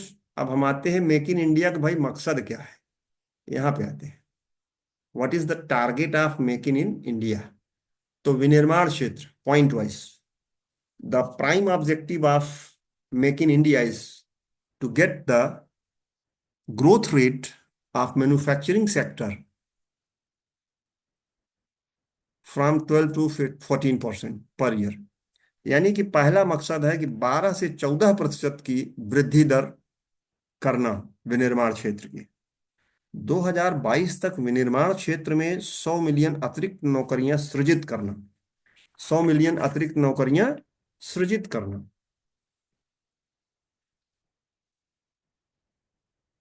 फिर आता है 2000, ये तो दूसरा पॉइंट है। तीसरा, 2022 तक सकल घरेलू उत्पाद जीडीपी में मैन्युफैक्चरिंग सेक्टर की शेयरिंग 25% करना। ये सब टारगेट लिए गए थे। और उसके बाद हुआ क्या है, ये सारे पॉइंट्स हैं। पर्यावरणीय दृष्टि से टिकाऊ विकास करना, विनिर्माण क्षेत्र में घरेलू मूल्य संवर्धन और तकनीकी गहनता में वृद्धि करना। ठीक है। अभी सबसे ज्यादा गुजरात ही राज्य है जो सबसे ज्यादा 5 लाख करोड़ का लगभग उसका है वैल्यू एडिशन। सबसे ज्यादा बड़ा राज्य गुजरात ही है करंटली, तो वैल्यू एडिशन में। ठीक है। तो वो एक अलग मैटर है, क्यों है कैसे है, तो उसके बारे में बाद में बात करते हैं। मेक इन इंडिया प्रगति। अब देखो बेटा, दिक्कत क्या है, समस्या क्या है सबसे ज्यादा। मेक इन इंडिया योजना के तहत कई उपलब्धियां हासिल की गई हैं। ठीक है। इनमें से कुछ नीचे दी गई हैं। जीएसटी ने बड़ा भारी काम किया है। जीएसटी की वजह से काफी ज्यादा पावरफुल परफॉर्मेंस हुई इंडस्ट्री सेक्टर की। कारण जान लीजिए क्या है। अभी थोड़ी देर पहले मैंने एक फ्रेज बोला था, भी शायद आगे आएगा।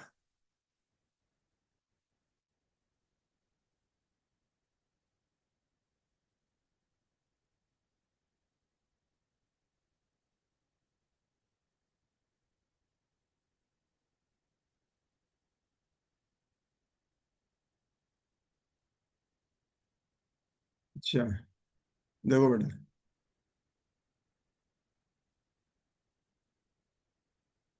हाँ देखो, मेक इन इंडिया, हाँ ये है यार, हम आगे अनावश्यक चले गए। पहला काम तो बता रहे हैं कि भाई साहब, जीएसटी लागू होने से कारोबारियों के लिए कर प्रक्रिया आसान हो गई है। यानी कि कैस्केडिंग इफेक्ट से बच गए। डबल टैक्सेशन जिसको कहते हो, टैक्स पे टैक्स। जीएसटी से मेक इन इंडिया अभियान को बढ़ावा मिला है। अब पढ़ने की बहुत जरूरत है राज्यों और केंद्र सरकार दोनों को। अभी भ्रम है कई टैक्स को लेकर, लेकिन टिट्युलर है, मोर आर लेस क्लियर है मामला। देश में डिजिटलीकरण ने गति पकड़ी है। टैक्सेशन, कंपनी निगमन और कई अन्य प्रक्रियाओं को ऑनलाइन कर दिया गया है। ठीक है। जिससे समग्र प्रक्रिया आसान हो गई है और दक्षता यानी कि एफिशिएंसी में सुधार हुआ है। इससे ईओडीबी सूचकांक में भारत की रैंकिंग में सुधार हुआ है। अब यार देखो, एक नई चीज मिल गई एग्जाम से ओरिएंटेड, इसको पढ़ लेना। ठीक है। ईओडीबी क्या है भाई?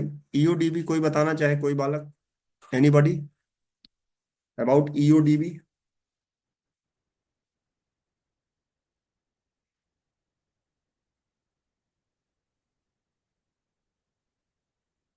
पढ़े हैं, सुने हैं? ईओडीबी क्या है? ईओडीबी का मतलब ease of doing business. Ease of doing business. लिख लीजिएगा बेटा, मैं यहां लिख दे रहा हूं।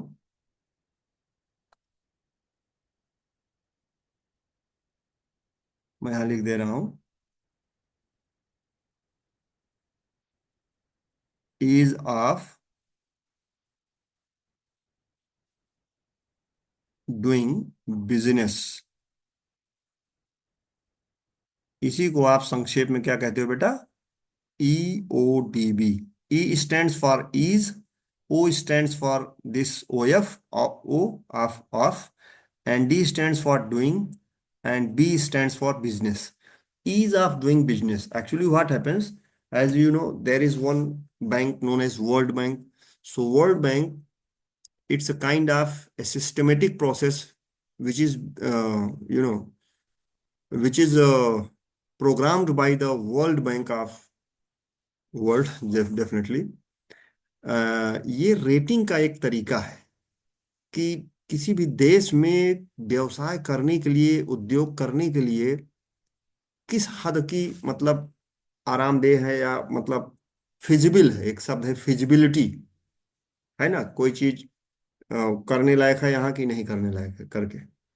तो ईज ऑफ डूइंग बिजनेस एक रैंकिंग होती है जिसमें जितना कम नंबर तुम्हारा रहेगा, तुम लिस्ट में उतने टॉप पर रहोगे। ठीक है। जितना कम तुम्हारा नंबर रहेगा, जैसे तुम्हारा नंबर है, भारत का नंबर क्या है, 63 रैंक 2020 का डेटा था। 21-22 में बाद में 2 साल के लिए सस्पेंड कर दिया गया क्योंकि वहां पर पाया गया करप्शन। वहां पर 2018 में भी रैंकिंग हुई थी, तो करप्शन में ये पाया गया कि भाई अभी कि कुछ लोग मैनिपुलेट करा रहे हैं, एक्सपर्ट्स जो डिसाइड करते हैं कि इस देश की इकोनॉमिक सिचुएशन सुधारने के लिए, इंडस्ट्रियलाइजेशन या कोई भी बिजनेस एक्टिविटी करने के लिए, विदेशी फर्म या उसके देश की अपनी ही फर्म के लिए किस हद तक फिजिबिलिटी है। तो कहा लोगों ने कि सर ये जो एक्सपर्ट्स हैं इनको लोग घूस देकर, रिश्वत देकर अपने मन मुताबिक रिपोर्ट बनवा रहे हैं रैंकिंग के लिए। तो वो 2 साल रिपोर्ट दिया ही नहीं, ठीक है। तो अभी जो 2024 में रिपोर्ट आई है, आएगी 2024 वाली, उसको जो है, उसको उसको जो है उसने बिजनेस रेडी नाम दिया है। क्या नाम दिया है? Business ready. BUSINESS, business ready. अब उसको EODB न कह के बिजनेस रेडी कहा जाएगा। अभी इस साल की रिपोर्ट जो करंट ईयर की है, तो उसमें 2 साल तो रिपोर्ट दिया ही नहीं, जांच वोच किया अपना जो भी करना था करके। तो EODB में बेटा देर आर 10 पैरामीटर्स, 10 पैरामीटर होते हैं जिसके आधार पर किसी देश की अर्थव्यवस्था के बारे में टिप्पणी की जाती है कि वहां की जो रख रखाव है अर्थव्यवस्था का, वो ease of doing business ranking क्या है उसकी। ठीक है, तो उसके जो 10 पैरामीटर्स हैं उसको हम लोग डिस्कस करेंगे, थोड़ा भी लेक्चर को और आगे चलने दीजिए। उसमें सब कुछ आ जाता है, लाइसेंस मिलता है कि नहीं, ठीक है, इलेक्ट्रिसिटी अवेलेबल है कि नहीं, ठीक है, वो जो अल्प निवेशक होते हैं, समझ गए, वो सब उनकी उनकी उनका रख रखाव दुरुस्त है कि नहीं, ठीक है, ट्रांसपोर्टेशन क्या है, सब कुछ है उसमें, चर्चा करेंगे उसकी। तो 10 पैरामीटर्स हैं जो कि किसी भी देश में बिजनेस करने के लिए, तो उसमें एक एक पैरामीटर पे देखते हैं इंडिया ने इंप्रूव किया है, एक एक पैरामीटर पे। ठीक है, तो EODB सूचकांक जो दिया जाता है, अब ये सब क्या है, ये इकोनॉमिक, ये इंडस्ट्रियल हेल्थ के लिए जो है जरूरी जो है चीजें हैं। इनके माध्यम से हमें पता लगाते हैं कि किसी भी देश का जो इंडस्ट्री है, यानी कि विनिर्माण क्षेत्र है, स्पेशली सेकेंडरी सेक्टर, तो क्या वो सेक्टर जो है आपका इतना कैपेबल है कि उसमें हम लोग काम कर सकें, मतलब समझ गए कि वहाँ अर्थव्यवस्था को मजबूती प्रदान करने के लिए अगर कोई देश चाहे कि हम भी जाके यहाँ पर व्यवसाय करें, या कोई संस्था चाहे, या कोई इंडस्ट्री दूसरे देश की आना चाहे, या अपने ही देश के लोग कुछ नया करना चाहें, तो ईज ऑफ डूइंग बिजनेस में रेटिंग क्या है, उस हिसाब से आप इजिली कैलकुलेट कर सकते हो to what extent this is good to do business in that particular country. तो ये सारी चीजें हैं। तो उसमें पहला पॉइंट अब आप देखिएगा, इसका नेक्स्ट पॉइंट पे जाते हैं, फिर EODB के बारे में और डिटेल में देख लेंगे। नई दिवालियेपन संहिता, जिसका नाम है दिवालियेपन, यानी इंसॉल्वेंसी। इंसॉल्वेंसी जो है, भारत सरकार ने इस पर भी फोकस किया, सारे कानूनों के इकट्ठा करके दिवालियापन संहिता नाम 2016 के तहत इंटीग्रेट कर दिया सारे कानूनों को। और उनको जो है क्या किया, सारे नियम कानून को एक ही कानून में एकीकृत कर दिया गया है, जिससे इससे भारत की दिवालियेपन संहिता वैश्विक मानकों के बराबर आ गई है। ग्लोबली जो स्टैंडर्ड्स हैं, पैरामीटर्स हैं इंसॉल्वेंसी को डील करने का, इंडिया ने भी वैसे ही फोकस्ड होकर काम कर दिया है, जिससे कि विदेशी संस्थाएं भी अगर देश में आए तो उनको कंफ्यूजन न हो। फिर बात आती है बेटा प्रधानमंत्री जनधन योजना जैसी भी। अब देखो, मेक इन इंडिया के तहत गवर्नमेंट ये सब काम कर रही है, समझ रहे हो। प्रधानमंत्री जनधन योजना, प्राइम मिनिस्टर JDY जैसी वित्तीय समावेशन योजनाओं के कारण 2019 तक 356 मिलियन नए बैंक खाते खोले गए। ठीक है बेटा, 356 मिलियन नए बैंक खाते खोले गए। FDI उदारीकरण ने भारत के EODB सूचकांक को अनुकूल बनाने में मदद की है। ठीक, बड़े FDI प्रवाह से नौकरियां, आय और निवेश पैदा होंगे। फॉरेन डायरेक्ट इन्वेस्टमेंट, प्रत्यक्ष विदेशी निवेश, बुनियादी ढांचे और कनेक्टिविटी।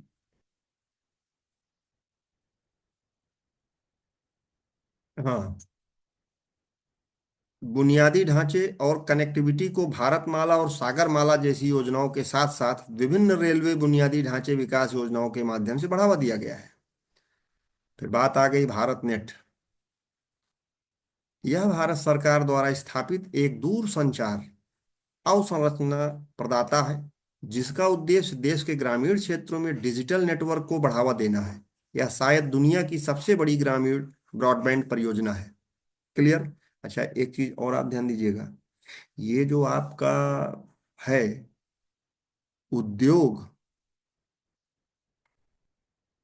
4.0, ठीक है, यानी कि फोर्थ रिवोल्यूशन, ये जो ओ वगैरह यूज करते हैं ये जीरो है बेसिकली, दैट इज नॉट ओ।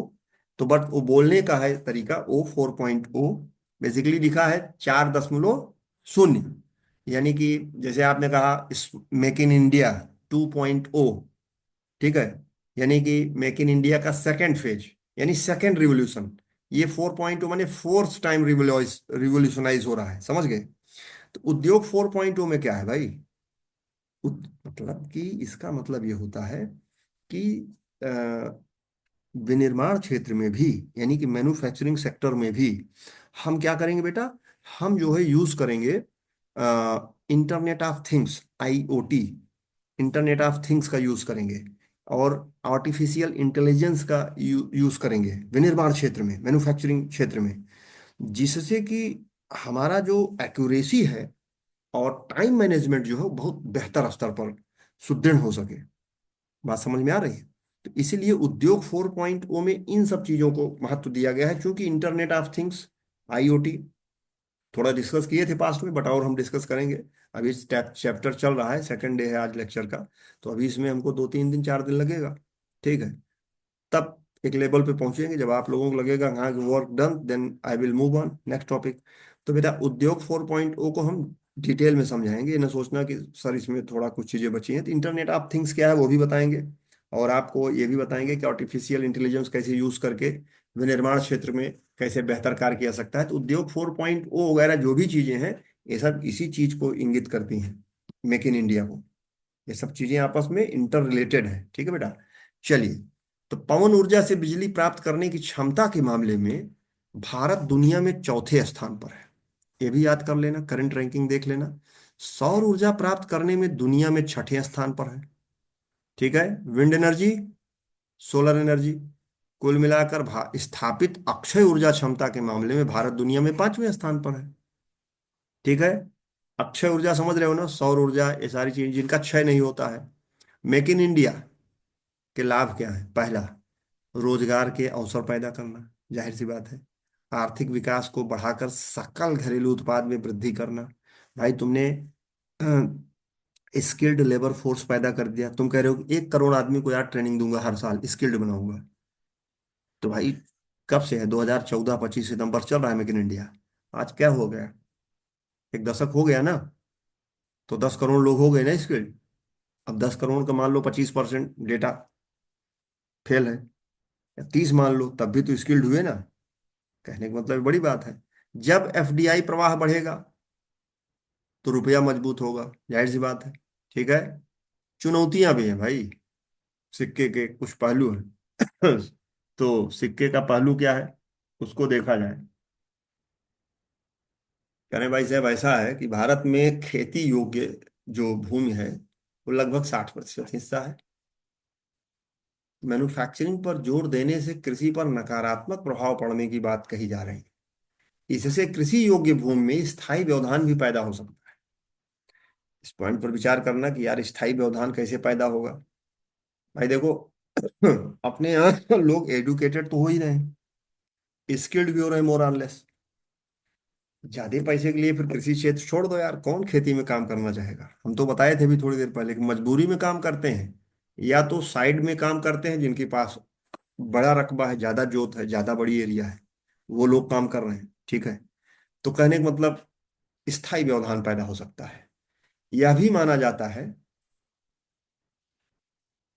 कि तीव्र औद्योगिकीकरण, यहां तक कि हरित होने पर जोर देने के बावजूद प्राकृतिक संसाधनों के ह्रास का कारण बन सकता है, ठीक है। नेचुरल रिसोर्सेज पे तो दिक्कत आएगी। तो बड़े पैमाने पर एफडीआई आमंत्रित करने के एक परिणाम यह होगा कि स्थानीय किसान और छोटे उद्यमी अंतर्राष्ट्रीय खिलाड़ियों से प्रतिस्पर्धा का सामना करने में सक्षम नहीं होंगे। ये एक माइंडसेट है और इसमें दम भी है। पहले योजनाओं में तो भारत सरकार इस बात का सख्त मतलब देखती थी 91 पहले तक तो बहुत टाइट होकर देखती थी कि नहीं भाई, विदेशी लोग यहाँ नहीं आएंगे। ठीक है, फिर लिबरलाइजेशन, प्राइवेटाइजेशन, ग्लोबलाइजेशन तमाम जाय हुआ, तो उसमें उसकी वजह से चीजें अलग हो गई। अदरवाइज ये एक पॉइंट है, इसको आप ऐसे पॉइंटलेस नहीं है, दिस इज गुड पॉइंट।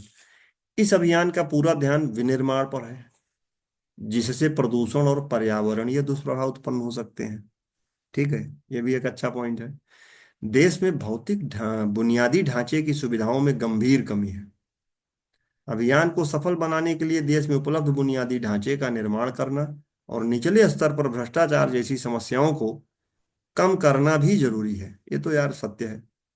यहाँ भारत चाइना से सीख ले सकता है, जिसने 90 के दशक में वैश्विक विनिर्माण में अपनी हिस्सेदारी 2.6% से बढ़ाकर 2013 में 24.9% कर ली है। तो भाई, वो देर में आया, हम लोग पहले घुस गए WTO में। ठीक है, तो आप जानिएगा, चीन ने रेलवे, सड़क मार्ग, बिजली, हवाई अड्डे आदि जैसे अपने भौतिक बुनियादी ढांचे का तेजी से विकास किया। हम चीन नहीं बन सकते हैं, कारण है we are democracy, so we can not be that much ruthless as China is. हम उतने निर्दयी नहीं हो सकते जितना चाइना है। हमको कोई सड़क लेके जानी है, अगर किसी का खेत पड़ रहा है, उपजाऊ खेत है, तो उसको हम जबरदस्ती नहीं कब्जा करेंगे। वहां तो सूचना दे दी गई, विभाग वाले आके नाप लेंगे, काम कर लेंगे, बोलोगे तो फांसी लगा देंगे, खत्म कर देंगे, आप पता नहीं लगेगा कहाँ गए। ठीक है, अलीबाबा के देखो ओनर को क्या हुआ, तो उसको पकड़ के कैप्चर कर लिए थे।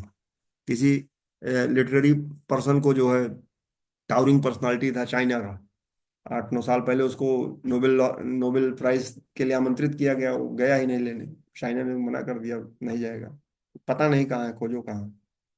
तो वो सब इस टाइप के देश हैं, तो उसकी बात ही ना करो। मेक इन इंडिया अभियान ने सफलता और कमियां दोनों देखी हैं। ठीक कर रहा है। मोबाइल फोन निर्माण क्षेत्र से एक बड़ी सफलता मिली, जिसमें 120 इकाइयां स्थापित की गई। इससे पूरी तरह से निर्मित इकाइयों, CBU के आयात की जगह घरेलू रूप से असेंबल और निर्मित इकाइयों ने ले ली। देश ने 2014 से संभावित बहिर्वाह के 3 लाख करोड़ रुपए बचाए। बहिर्वाह माने रुपया अंदर से बाहर की ओर जा रहा है, भारत से रुपया चला गया विदेश, कितना बहिर्वाह, बाहर की ओर प्रवाह, 3 लाख करोड़, उसको रोक दिया। 3 लाख करोड़ रोक दिया, जो कि चला जाता। क्यों? क्योंकि 120 इकाइयां स्थापित की गई। कहाँ पर? मोबाइल फोन निर्माण के क्षेत्र से एक बड़ी सफलता मिली। मोबाइल फोन के आयात में कमी आने की उम्मीद है, जाहिर सी बात है। अब एक शब्द यार यहाँ यूज हुआ है, what is CBU, by the way. तो भाई CBU के बारे में जरा हल्का सा। सीबीयू, सीबीयू, सीबीयू माने कंप्लीटली बिल्ड यूनिट्स। तो मतलब यह है कि CBU का तात्पर्य क्या होता है? Import completely built units. तो यानी इंपोर्ट ऑफ ऑटोमोबाइल्स। तो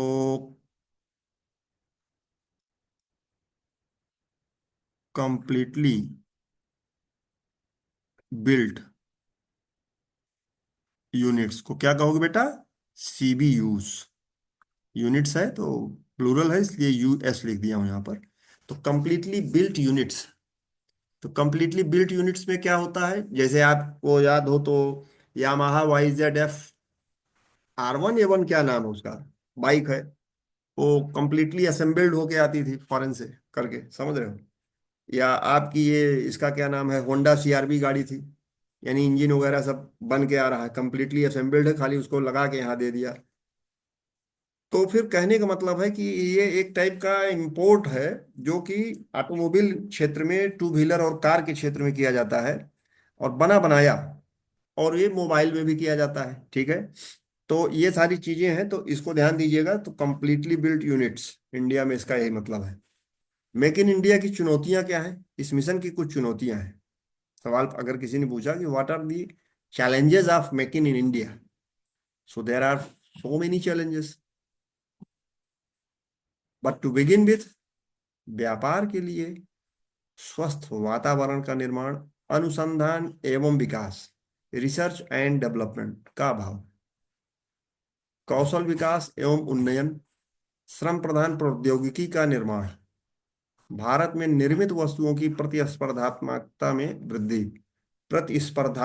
में वृद्धि। भारत में जो वस्तुएं निर्मित हो रही, मैन्युफैक्चर हो रही हैं, उनके उनमें जो है प्रतिस्पर्धात्मकता में, मैं बोल नहीं पा रहा हूँ उसको क्यों, प्रतिस्पर्धात्मकता, अच्छा प्रतिस्पर्धा है उसमें, समझ गया। प्रतिस्पर्धात्मकता में वृद्धि आ गई। देख रहे हो यार, ये हालत है हिंदुस्तान में, हिंदी नहीं बोल पा रहा हूं मैं, समस्या है। अब ये जो महारत्न कंपनियों के बारे में जो पीडीएफ का पार्ट है, इसको भी स्किप करते हैं, क्योंकि जब हम आपको पढ़ाएंगे सीपीएसई, ठीक है, तो फिर हम इस चीज पर डिस्कस करेंगे। सीपीएसई के बारे में पढ़ाएंगे, पब्लिक सेक्टर अंडरटेकिंग्स के बारे में डिस्कस करेंगे, कि सेंट्रल पब्लिक सेक्टर इंटरप्राइजेस, तो वहां पर ये सब आएंगे। ठीक है, नवरत्न, महारत्न, जितने रत्न है, first category, second category, Miniratna, सब डिस्कस करेंगे। तो तब वहां पर ये आएगा। तो थोड़ा ये डिसऑर्डर में है पीडीएफ पार्ट, इसको भी होल्ड करिए। ठीक है, इस पार्ट को होल्ड कर दिए। महारत्न कंपनियां, 13 सार्वजनिक उद्यम, इसको भी होल्ड करिए अभी। हाँ, चलो, ठीक है, उसी का डेवलपमेंट है, इनिशियल थोड़ा सा इसमें। हाँ, कोल इंडिया लिमिटेड, ठीक है। तो महारत्न कंपनियों के बारे में जानने के पहले हमको आपको देखना पड़ेगा, रुकिए इसको भी। हाँ, यहाँ चलिए, सार्वजनिक क्षेत्र, यहाँ पे आइए। देखो बेटा, ये जो पब्लिक सेक्टर है,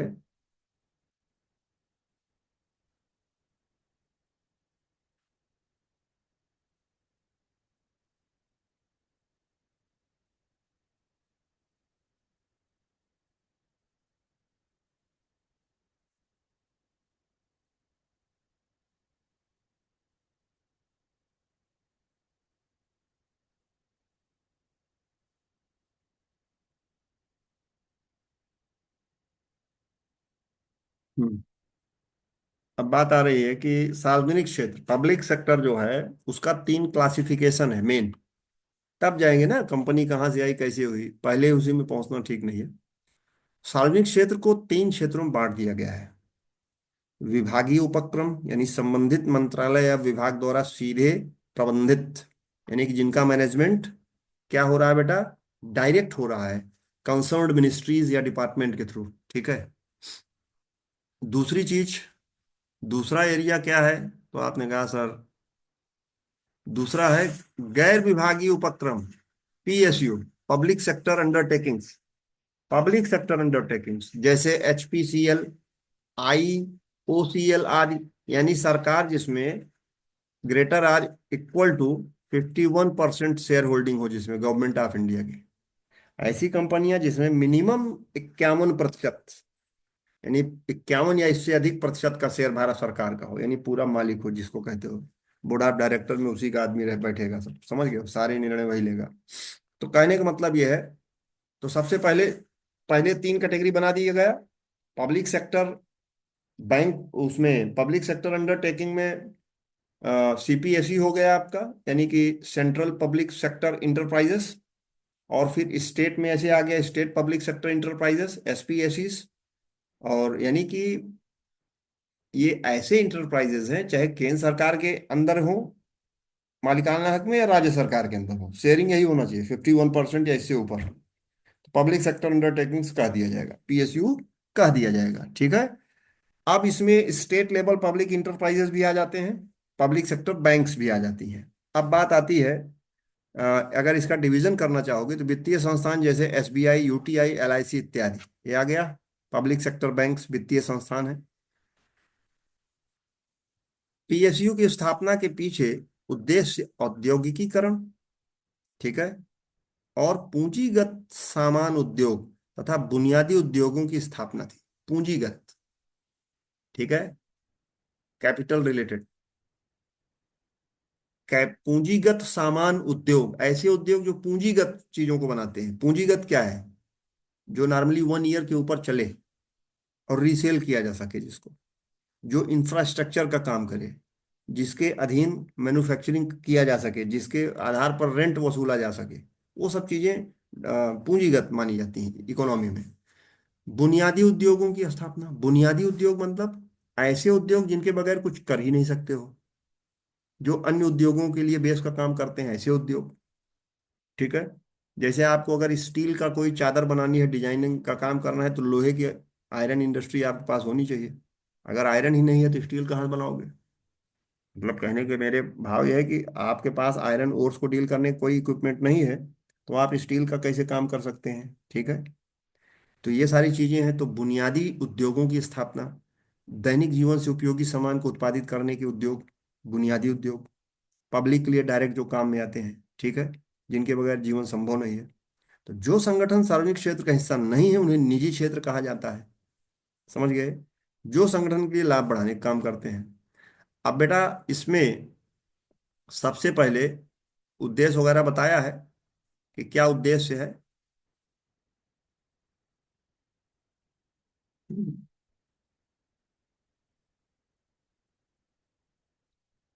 तो सार्वजनिक क्षेत्र इकाई, पीएसयू की स्थापना के उद्देश्य देखो बेटा, इसमें जो है इतना समझ लेना कि ये जो आपका सीपीएसई है, ठीक है, सेंट्रल पब्लिक सेक्टर इंटरप्राइजेस, तो इसमें आप ये समझिएगा कि इसके तीन कैटेगरी हैं। ठीक है, there are three categories. Three categories हैं। पहला है mini ratna, first and second. पहला क्या है? Mini ratna. Mini ratna first and second. दूसरा पार्ट इसका बनेगा, मिनी रत्न के बाद बनेगा नवरत्न, और फिर बनेगा तीसरा पार्ट महारत्न। ठीक है बेटा, महारत्न। अब तीनों की कैटेगरी क्या है उसको हम लोग डिस्कस करेंगे इन डिटेल। तो देखिए, ये पॉइंट है। तो देश में सार्वजनिक क्षेत्र इकाई की स्थापना का जो मकसद था, सार्वजनिक क्षेत्र इकाई की स्थापना का जो मकसद था, वो मकसद क्या था भाई? तो आपने कहा सर पहला मकसद था, देश में औद्योगिक आधार तैयार करना, बेहतर गुणवत्ता वाला रोजगार सृजित करना, देश में बुनियादी ढांचे का विकास करना, सरकार को संसाधन उपलब्ध कराना, निर्यात को बढ़ावा देना, और आयात को कम करना। समझ गए? तो निर्यात को बढ़ावा देना और आयात को कम करना। यहाँ कम ज्यादा क्या मतलब है? कम मूल्य का। यानी कि देखो, एक होता है निर्यात, एक होता है आयात। कितने का माल बेचा, कितने का खरीदा देश ने। अगर बेचा ज्यादा का, खरीदा कम का, तो दोनों का डिफरेंस जो होगा, यानी कि एक्सपोर्ट माइनस इंपोर्ट, तो आपको रियल एक्सपोर्ट का डेटा आएगा, या नेट जो एग्जैक्ट इंपोर्ट है आपका उसका डेटा आएगा, रियल इंपोर्ट। ठीक है, शुद्ध निर्यात। ठीक है, यानी निर्यात ऋण आयात, कितने रुपए का निर्यात हुआ, कितने रुपए का आयात हुआ। ठीक है। असमानताओं को कम करना तथा देश की आर्थिक वृद्धि एवं विकास में तेजी लाना। असमानताओं की जब चर्चा करना, तो रिपोर्ट याद कर लेना, जो हम सर। बताए थे उसकी चर्चा कर लेना। ठीक है। समाज के सर। उत्थान में सार्वजनिक क्षेत्र की भूमिका। अब ये हेलो जो है सर। डेस्क्रिप्टिव। हाँ बोले। सर, एक्सपोर्ट और इंपोर्ट, सर उससे पहले इसको ट्रेड बेटा बोलते हैं। वॉइस का थोड़ा इश्यू है, थोड़ा और तेज बोलिएगा, सुनाई कम दे रहा है। सर बोल रहे जो एक्सपोर्ट और इंपोर्ट का जो डिफरेंस होता है उसे हैं। एक मिनट जरा आप रुकिएगा, हम आपकी आवाज नहीं सुन पा रहे हैं, जरा इसको हम स्पीकर पे लेते हैं। सर हम बोल रहे हैं कि सर एक्सपोर्ट और import का जो डिफरेंस ट्रेड बोलते हैं। I am so sorry, I am exactly not able hello. To hear you properly, just give me few seconds, I am getting connected with bluetooth so that I can hear your voice on speaker. Something has happened with my system this laptop. तो मैं voice का थोड़ा सा issue आ रहा है, एक minute रुको, मैं इसको लेता हूँ।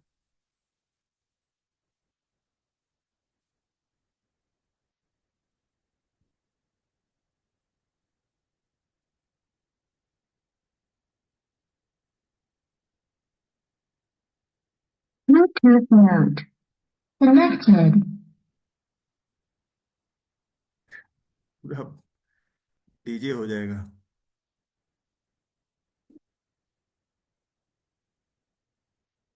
सर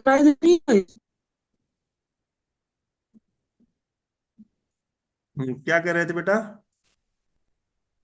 सर हम बोल रहे थे जो एक्सपोर्ट इंपोर्ट के अंदर डिफरेंस होता है उसे ट्रेड बोलते हैं ना।